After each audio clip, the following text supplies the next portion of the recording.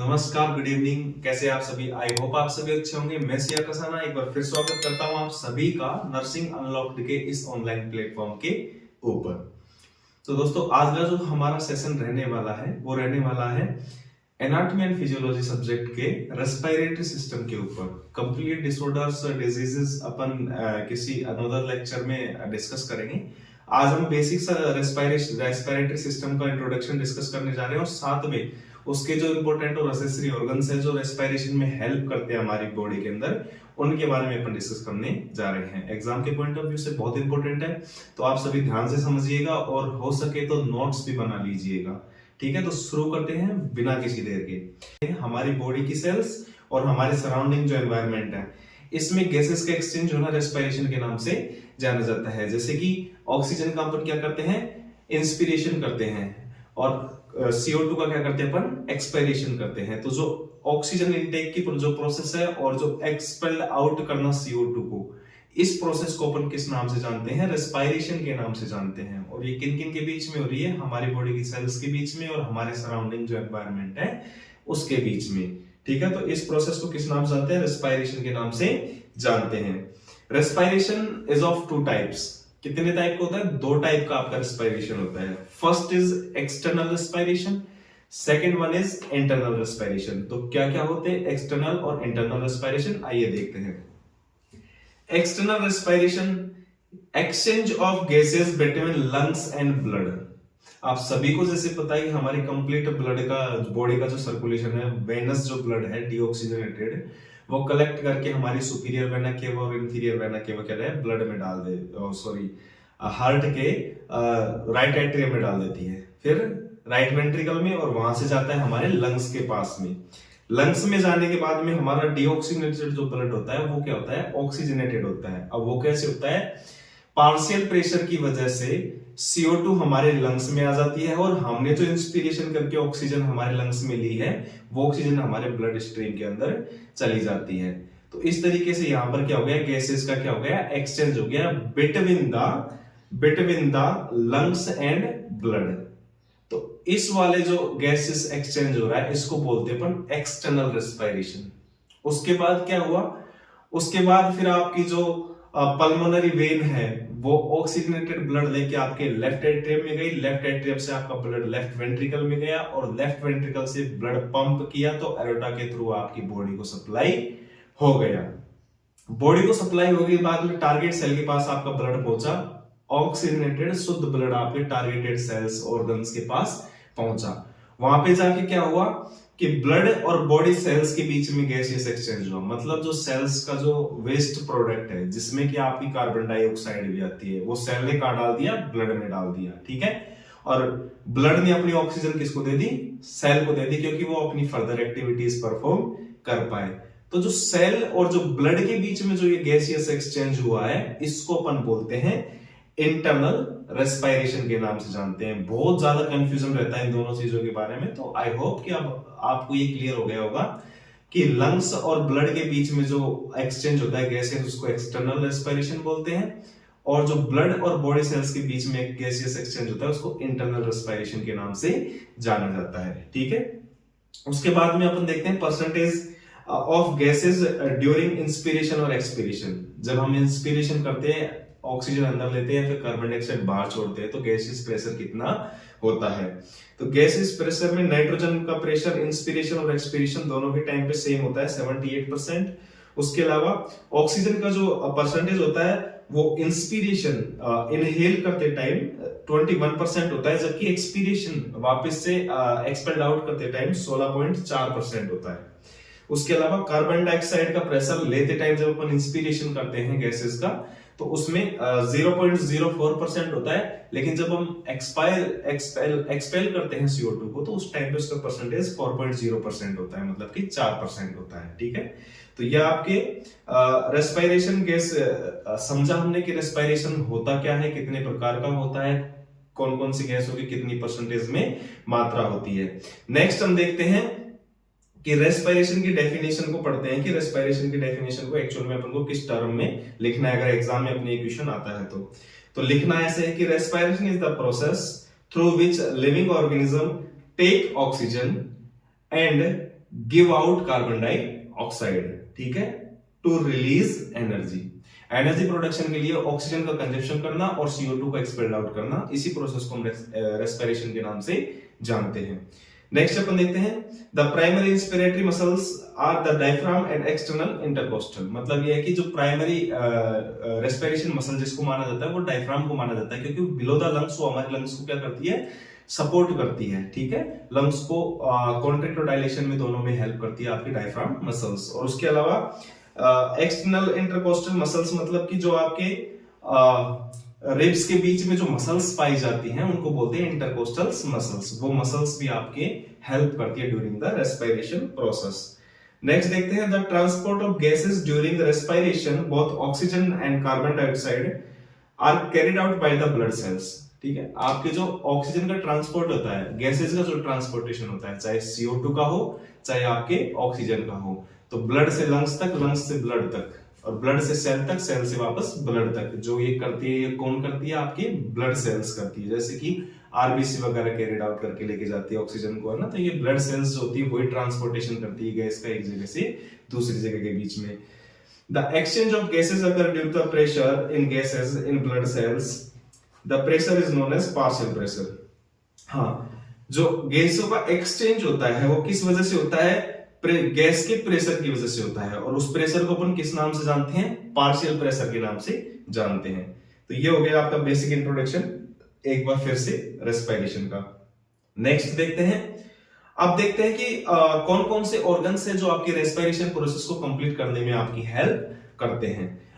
Basically 8 to 9 ऐसे organs होते हैं जो आपके रेस्पिरेशन प्रोसेस में आपकी हेल्प करते हैं। वन बाय वन देखते हैं कौन कौन से होते हैं। फर्स्ट आपका है नोज और नेजल कैविटी। नोज और नेजल कैविटी क्या है, नोज और नेजल कैविटी से आपका रेस्पिरेशन बिगिन होता है, यहां से आप इंस्पिरेशन स्टार्ट करते हैं फ्रॉम द एनवायरमेंट, ठीक है। Main route of air entry का मेन रूट आपका यही होता है। इसके अंदर कुछ सेल्स प्रेजेंट होती है जो क्या करती है, सेल्स म्यूकस सीक्रेशन करती है।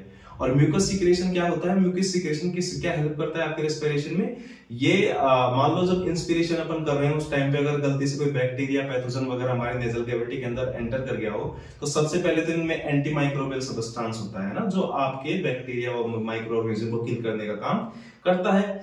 दूसरा साथ में ये साल्टी स्टिकी सब्सटेंस होता है, चिकना पदार्थ, चिपचिपा पदार्थ होता है। ये क्या करता है, जैसे कि कुछ बिग साइज पार्टिकल्स अगर ड्यूरिंग द इंस्पिरेशन सांस लेते टाइम हमारे नेजल कैविटी के अंदर चले गए कुछ बड़े पार्टिकल्स, तो उसको चिपका लेता है आपकी नोज की बॉल्स के अंदर, और उनको रेस्पिरेटरी ट्रैक्ट में एंट्री होने से क्या करता है, रोकता है, प्रिवेंट करता है, ठीक है। इसके अलावा it has guard hair which block the inhalation of large particles। हाँ, हेयर और म्यूकस दोनों मिलकर आपकी क्या है, लार्ज पार्टिकल्स के एंट्री को क्या करते हैं, ब्लॉक कर देते हैं, ठीक है। It divided into right and left.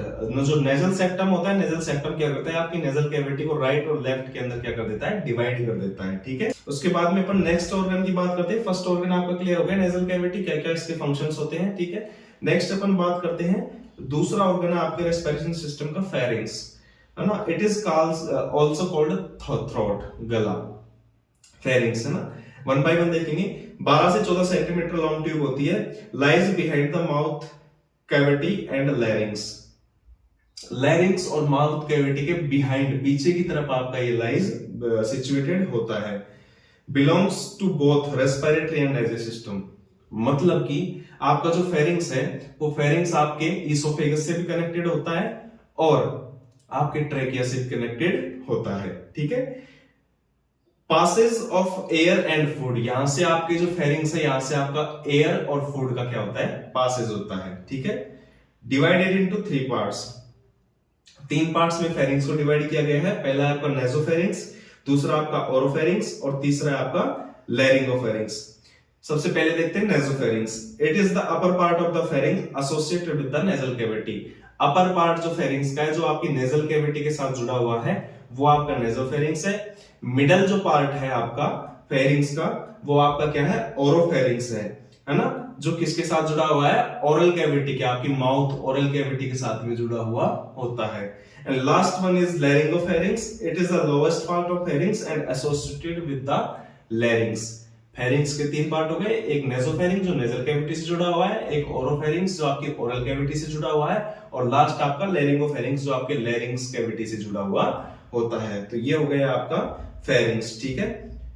दोनों से एसोसिएटेड होता है डाइजेस्टिव सिस्टम से भी और रेस्पिरेटरी सिस्टम से भी, मतलब इसोफेगस और ट्रकिया दोनों की ओपनिंग इससे जुड़ी हुई होती है आपकी फेरिंग्स से। आगे जाके सेपरेट होती है, अपन बात करेंगे उसके बारे में, ठीक है। नेक्स्ट अपन बात करते हैं, फर्स्ट हो गया अपना नेजल कैविटी और नोज, दूसरा फेरिंग्स हो गया, तीसरा अपन बात करते हैं लैरिंग्स के बारे में, है ना। लाइज इन द नेक, नेक के अंदर आपका लैरिंग्स लाइज होता है, मतलब सिचुएटेड होता है। 3.5 से 4.5 सेंटीमीटर इसकी लंबाई होती है और ये कार्टिलेज से बना हुआ होता है, ठीक है। बेसिक फंक्शन क्या है लैरिंग्स का? Keep food and drinks out of the trachea. मतलब क्या है कि एक एपिग्लोटिस नाम की स्ट्रक्चर पाई जाती है आपकी ना, फ्लैप पाया जाता है कार्टिलेज का, है ना, जो फेरिंग्स में पाया जाता है। ये फ्लैप क्या होता है? जब आप कुछ खाते हैं, पीते हैं, निगलते हैं, तो एपिग्लोटिस क्या है, ट्रेकिया को कवर कर लेता है। जैसे ट्रेकिया ट्यूब है, इधर से आपकी इसोफेगस जा रही है, इधर से आपका ट्रेकिया जा रहा है, तो जैसे ही आप कुछ खाएंगे पिएंगे तो लैरिंग्स का एक पार्ट होता है जिसको अपन एपिग्लोटिस के नाम से जानते हैं। वो एपिग्लोटिस क्या करता है? कवर कर लेता है ट्रेकिया को, ठीक है।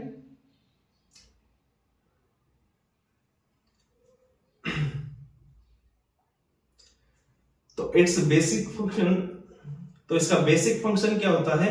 To keep food and drinks out of the airway. ये क्या करता है? फूड और ड्रिंक्स जो हम लेते हैं उसको एयरवे से आउट रखता है। मतलब क्या होता है कि टॉप ऑफ द लैरिंग्स, लैरिंग्स के ऊपर टॉप पर एक फ्लैप लाइक या टीस्पून लाइक स्ट्रक्चर पाई जाती है जिसको अपन एपिग्लोटिस के नाम से जानते हैं। मान लीजिए ये आपका ट्रेकिया पाइप है जो आपके लंग्स में जा रहा है, और ये आपका इसोफेगस है जो यहां से डिवाइड होकर आपके स्टमक में जा रहा है। अब जैसे ही कोई फूड पार्टिकल वगैरह आपने निगला, खाने का लिए ट्राई किया, निगला, तो क्या होगा? जो आपके लैरिंग्स के टॉप पर जो एपिग्लोटिस है वो क्या करेगा? आपके ट्रेकिया को कवर कर देगा। अब ट्रेकिया को वो कवर कर लेगा जैसे ही, तो उसके बाद में जो फूड पार्टिकल्स है, जो भी ड्रिंक्स है, वो डायरेक्ट ऊपर से निकल के आपके इसोफेगस के अंदर चली जाएगी, वहां से स्टमक इंटेस्टाइन होके पास आउट हो जाएगी। इस तरीके से ये क्या करता है? ट्रेकिया में फूड या ड्रिंक्स की एंट्री से प्रिवेंशन करता है, ठीक है। तो देखो, at the top of लैरिंग्स is spoon shaped flap of cartilage called epiglottis. Epiglottis directed food and drinks into the esophagus. Direction provide करता है खाने को इसोफेगस में जाने के लिए, ठीक है। उसके बाद में देखते हैं लैरिंग्स also has an additional function. वो क्या है एडिशनल फंक्शन? ये साउंड प्रोड्यूस करता है, इसलिए इसको वॉइस बॉक्स के नाम से भी जानते हैं लैरिंग्स को, क्योंकि प्रोडक्शन ऑफ साउंड कहां पे होता है? लैरिंग्स के अंदर होता है, ठीक है। नेक्स्ट देखते हैं उसके बाद में अपन अगला जो अपना रेस्पिरेशन सिस्टम का ऑर्गन है वो है trachea. Trachea also called wind pipe, ठीक है। 10 से 12 सेंटीमीटर लॉन्ग होता है, surrounded by C shaped cartilage ring. जो आपका ट्रेकिया होता है वो ट्रेकिया क्या होता है? सी शेप्ड की कार्टिलेज रिंग से सराउंडेड होता है। कुछ इस प्रकार से ट्रेकिया है जो आपका सराउंडेड होता है सी शेप्ड की कार्टिलेज रिंग्स से, ठीक है। और कितनी होती है क्वांटिटी में? रिंग्स 16 से 20 रिंग्स होती है ट्रेकिया में, ठीक है। कार्टिलेज, हाइलिन कार्टिलेज की बनी हुई होती है। These ring provide flexibility and strength to the trachea. मतलब कि ट्रेकिया को फ्लेक्सिबिलिटी और स्ट्रेंथ प्रोवाइड करवाने का काम करती है आपकी cartilage ring. At the level of fifth thoracic vertebra, it divided into two bronchi, right bronchi और left bronchi. ट्रेकिया आगे जाके आपके दो ब्रोंकाइज में डिवाइड हो जाता है, जिसमें लेफ्ट और राइट ब्रोंकाई होती है, ठीक है। In respiratory system, trachea main job is transfer air to the next junction phase of called bronchi, ठीक है। तो रेस्पिरेटरी सिस्टम के अंदर ट्रेकिया का मेन काम क्या है? जो आपने इंस्पिरेशन किया है एयर का, उसको आपको अब ब्रोंकाई तक पहुंचाने का काम होता है आपकी ट्रेकिया का, ठीक है। तो ये हो गया आपका ट्रेकिया जो आपके रेस्पिरेशन सिस्टम में हेल्प करता है। नेक्स्ट जो पार्ट आता है आपके ब्रोंकाइज, ठीक है। ट्रेकिया ने एयर को कहां ट्रांसफर कर दिया? ब्रोंकाइज के पास ट्रांसफर कर दिया। There are two left bronchi and right bronchi. जैसे मैंने आपको बताया दोनों ट्रेकिया डिवाइड होकर ब्रोंकाई फॉर्मेशन करता है, लेफ्ट ब्रोंकाई और राइट ब्रोंकाई, ठीक है। Right bronchi is shorter and wider than the left. जो डिवाइडेशन होके ये ब्रोंकाइज जा रही है, तो लेफ्ट जो ब्रोंकाई होती है वो शॉर्टर होती है, छोटी, है ना, सॉरी राइट जो ब्रोंकाई होती है वो शॉर्टर एंड वाइडर होती है due to the presence of liver, क्योंकि इधर की साइड लीवर प्रेजेंट होता है तो ये थोड़ा सा अप रहता है ये वाला लंग्स, तो इसकी जो ब्रोंकाई होती है वो थोड़ी सी लेंथ में तो छोटी होती है लेकिन डायमीटर में वाइड ज्यादा होती है, ठीक है। इट कंट्रोल्स एयर एंट्री, हमारे लंग्स के अंदर जो एयर एंट्री होती है उसको कंट्रोल करते हैं bronchi. These bronchi enter into our lungs and further divided into the several branches और सब branches। ये जो दो ब्रोंकाइज है ये आगे जाके हमारे लंग्स में एंटर करती है, लंग्स में एंटर होने के बाद में ये फर्दर ब्रांचेस में डिवाइड हो जाती है, ठीक है। तो जब ये फर्दर ब्रांचेस में डिवाइड हो जाती है तब इनको अपन ब्रोंकियल ट्री के नाम से जानते हैं। ब्रांचेस में बहुत सारी ब्रोंकाई की मतलब bronchial tree. The branches and sub branches of bronchi are called bronchioles, ठीक है। और ये जो bronchioles है ये रूट लाइक स्ट्रक्चर होती है, जैसे एक पेड़ है उसकी जड़ होती है उस प्रकार से हमारे लंग्स में फैली हुई होती है। तो bronchioles are root like structure which gain divide into further branches and sub branches which is called bronchioles, ठीक है। आगे जाके फिर से ये फर्दर ब्रांचेस में डिवाइड हो जाती है जिसको ब्रोंकाई के नाम से या ब्रोंकियल्स के नाम से अपन जानते हैं, ठीक है। नेक्स्ट जो स्ट्रक्चर आती है हमारे रेस्पिरेशन सिस्टम की वो आती है हमारी एल्वियोलाई, ठीक है। तो एल्वियोलाई स्मॉलेस्ट स्ट्रक्चर है और एल्वियोलाई में एल्वियोलर सैक होता है, वहां जाके हमारा जो गैसियस एक्सचेंज है between the blood and lungs वो कंप्लीट होता है। तो देखते हैं alveoli is the actual site, alveoli वो साइट है जहां पर गैसियस एक्सचेंज होता है of oxygen and carbon dioxide between lungs और ब्लड, लंग्स और ब्लड के बीच में जो गैसियस एक्सचेंज होता है CO2 का एक्सपेल्ड आउट होना और ऑक्सीजन का ब्लड में जाना, ये गैसियस एक्सचेंज का होता है आपका एल्वियोलाई के अंदर होता है। Alveoli also called basic unit of the respiratory system. जैसे मैंने आपको बताया कि सबसे स्मॉलेस्ट स्ट्रक्चर होती है हमारे रेस्पिरेशन सिस्टम की, जहां पर एक्चुअल साइड जहां पर गैसियस एक्सचेंज कंप्लीट होता है। इसके अंदर एयर सैक्स होते हैं, एयर सैक के अंदर आपका गैसियस एक्सचेंज होता है। It look like bunch of grapes, अंगूर के गुच्छे जैसे इसकी संरचना दिखाई देती है। A single spherical ball like structure of alveoli is called alveolus. अगर उसको और ज्यादा अपन जूम इन करके देखें एल्वियोलाई को तो उसके अंदर एक सिंगल बॉल लाइक स्ट्रक्चर पाया जाता है, बोलस, उसको अपन एल्वियोलस के नाम से जानते हैं। और बहुत सारे एल्वियोलस, जैसे बहुत सारे सेल्स मिल के टिश्यू बनाते हैं वैसे बहुत सारे एल्वियोलस मिलके क्या बनाते हैं, एल्वियोलाई बनाते हैं।